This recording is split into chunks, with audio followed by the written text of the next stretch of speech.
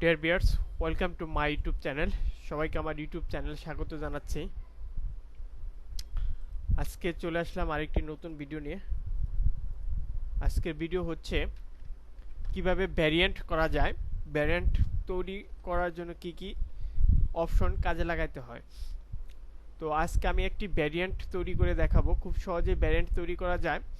Variant তৈরি করার জন্য প্রথমে আমার যেটি করতে হবে, ফাংশন 8-এ চলে যেতে হবে। ফাংশন 8 ভ্যারিয়েন্ট কেন করব, মূলত একটা কথা বলে নেই। ভ্যারিয়েন্ট কেন করব, ভ্যারিয়েন্ট করার ফলে এটি হচ্ছে পুরোপুরি মার্কার করার জন্য উপযোগী। ভ্যারিয়েন্ট হচ্ছে একদম সর্বশেষ পার্ট, প্যাটার্নের যে পার্টটির মাধ্যমে মার্কারে ট্রান্সফার করা হয় প্যাটার্নটি। এখন এটি মার্কারে কি নামে যাবে সেটি হচ্ছে ভ্যারিয়েন্টের মূল বিষয়বস্তু। ভ্যারিয়েন্টে এখন আমি যদি ক্লিক করি, এখানে একটি অপশন লেখা আসবে ভ্যারিয়েন্ট নেম। এইখানে যে নামটি ব্যবহার করব ঠিক সেম নামটি হচ্ছে আপনার মার্কারে চলে যাবে, এই নামেই মার্কারটি চলে যাবে। ধরেন আমি এটার একটা নাম তৈরি করি, কার্গো। কার্গো 123 এটার একটা নাম দিলাম আমি, কার্গো 123। এটা ক্লিক করার পর আমি ইন্টার বাটন চাপ দেওয়ার পরেই আমার এরকম একটা ভ্যালু আসবে, তখন আমি ক্লোজ করে দিব। দেওয়ার পরে দেখবেন এই যে মার্কের বাইরে একটি ভ্যারিয়েন্ট চলে আসছে। এখন আপনি কিবোর্ডে যে বাটন ক্লিক করলে এই ভ্যারিয়েন্টটি আপনার এই বক্সের ভিতরে চলে আসবে। এখন অপশন এখানে লেখা আছে ক্রেডিট অ্যাড আর্টিকেল আর চয়েস পিস। আপনি কোন কোন পিসটাকে আপনি এখন ভ্যারিয়েন্টের আওতাভুক্ত আনবেন।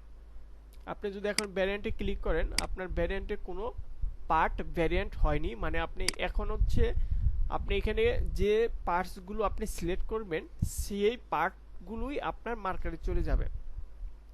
এখন আমি ক্রেডিট করব, ক্রেডিট পিস আর্টিকেল। এখন হচ্ছে আমি ব্যাক পার্টটা নিব, ব্যাক পার্টে ক্লিক করতেছি, দেখেন রংটা চেঞ্জ হয়ে যাবে। আর রংটা চেঞ্জ হওয়ার আরেকটি কারণ হচ্ছে যে এফ টাইপ, এখানটায় আমি টিক মার্ক দিয়ে আরসিবি দেয়, আমার এখানে চাপ দেওয়া মাত্রই এটা হচ্ছে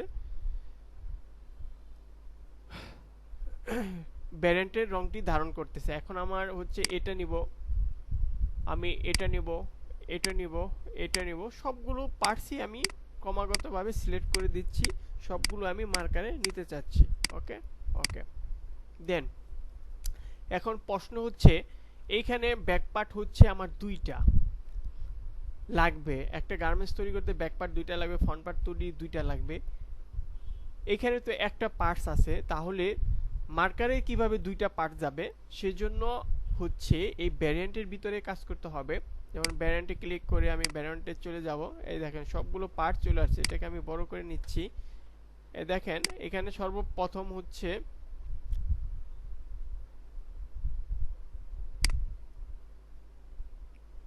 কমেন্ট করে ব্যাক পার্ট 1:2। এটা দুইটা পার্ট হবে কেন, দুইটা পার্টস হবে কেন ভালো করে লক্ষ্য করবেন। এই যে এইখানে অপশন লেখা আছে এস ডি এইচ, এই দুটো অপশন খুবই গুরুত্বপূর্ণ। এই এস এস মানে সিঙ্গেল, এইখানে আপনি 0 করে দিবেন। এটাকে যেহেতু দুইটা করবেন, তারপর এখানে 1-এর করে ডাবলের 1 করে দিবেন। ঠিক সেম এখানে ফ্রন্ট পার্ট 1 সিঙ্গেল, ডাবল এসে 2। এইখানে আসেন, এটা হচ্ছে পকেটিং, পকেট ব্যাক, এটা লাগবে হচ্ছে দুইটা, কিন্তু এটা হচ্ছে শেল পার্টে লাগবে না, এটার ফেব্রিক টাইপটা আমি আলাদা করব, আলাদা ফেব্রিক টাইপে কাটবো, পি দিয়ে দিলাম পকেটের বিদায়। এখন এটা হলো পকেট সেম, এটাও দুইটা লাগবে ডাবল। এটা হচ্ছে পকেটিং, এটাও দুইটা লাগবে, কিন্তু এটা হচ্ছে ফেব্রিক টাইপ পি দিয়ে দিব। তারপর হচ্ছে সেম ফেসিং, ফেসিংও হচ্ছে আমার দুইটা লাগবে।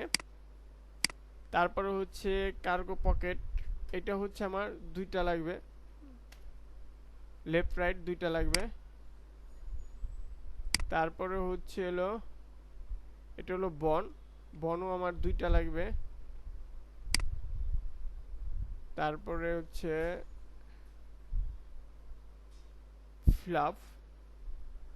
ফ্লাপও আমার দুইটা লাগবে। তারপরে হচ্ছে সিঙ্গেল ফ্লাই একটা লাগবে, ডাবল প্লে একটা লাগবে, সিঙ্গেলের করে থাকবে।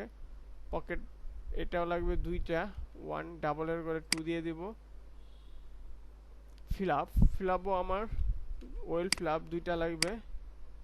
তারপর হচ্ছে কার্গো ফিল আপ, এটাও আমার দুইটা লাগবে।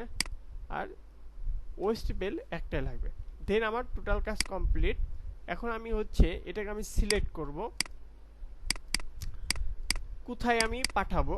ধরেন আমি এখানে ডেস্কটপে একটা ফোল্ডার তৈরি করতেছি, ডেস্কটপে একটা ফোল্ডার তৈরি করব।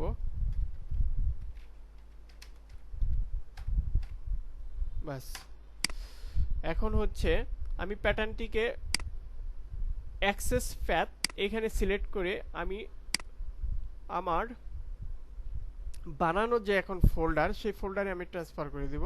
তার মানে আমি সেই ফোল্ডারে আমি দিয়ে দিব। আমি ডেস্কটপে রাখি, ডেস্কটপ হচ্ছে আমার ডেস্কটপ। বাস, কার্গো প্যান্ট, ওকে সিলেক্ট, ওকে।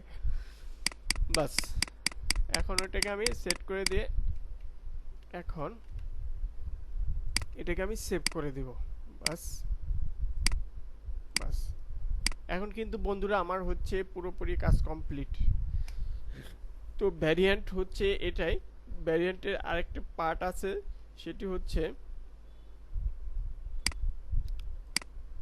সিঙ্কেস। এখানে হচ্ছে সিঙ্কেস লেন্থ এক্স ওয়াই। এক্স হচ্ছে সবসময় লেন্থকে নির্দেশ করে,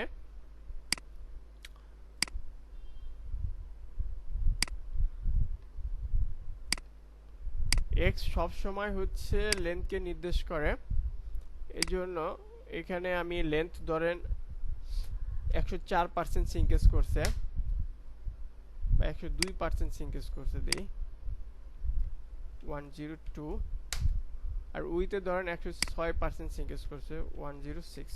বাস, আমার প্যাটার্নটি কিন্তু আলটিমেটলি বড় হচ্ছে, ছোটো হচ্ছে। এটা কেন, কখন বা কি জন্য করবেন, এটা হচ্ছে সম্পূর্ণ আপনি যখন একটা প্যাটার্ন দিয়ে বা একটা স্পেক দিয়ে, একটা মেজারমেন্ট দিয়ে পারফেক্ট একটি প্যাটার্ন তৈরি করছেন। প্যাটার্ন তৈরি করার পর আপনি সেটা হচ্ছে ওয়াশ করার পর দেখতেছেন যে গার্মেন্টস অটোমেটিকভাবে কমে যাচ্ছে বা বড় হচ্ছে বা নানান ধরনের প্রবলেম, ছোটো হয়ে যাচ্ছে। মূলত সিঙ্কেজ হলে ছোটো হয়ে যায়, ফেব্রিকের উপর ডিপেন্ড করে আসলে সেটা অ্যাকচুয়ালি।